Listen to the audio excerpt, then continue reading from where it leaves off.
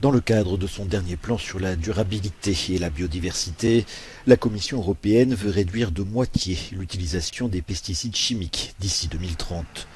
La Commission précise qu'il ne s'agit pas d'une interdiction totale, même si l'objectif de 50% serait juridiquement contraignant. D'ici 2030, la moitié des pesticides chimiques devraient être remplacés par des alternatives, avec des pratiques comme la rotation des cultures et des technologies comme l'agriculture de précision.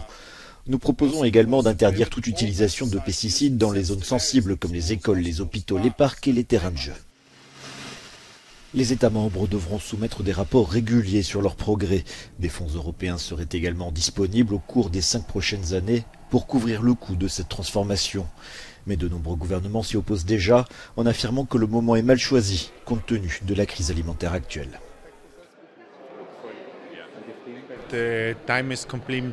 Le moment est complètement inapproprié pour faire cette proposition, car nous sommes dans un moment où l'on a besoin de nourriture en Europe. Nous sommes à nouveau dans un débat sur la sécurité alimentaire en Europe et proposer ces deux règlements maintenant est tout simplement inapproprié. Ces propositions prévoient également un objectif obligatoire de restauration de la nature pour que les pays réparent 20% des écosystèmes endommagés d'ici 2030. Pour le commissaire en charge de l'environnement, cette idée est gagnante pour tout le monde.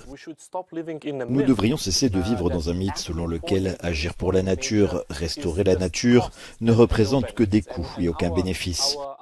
Notre étude d'impact montre qu'1 euro investi apporte 8 euros de bénéfice.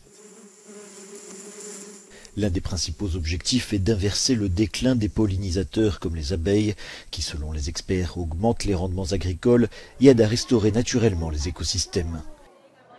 Les plans devront être approuvés par le Parlement européen et le Conseil européen avant d'avoir force de loi.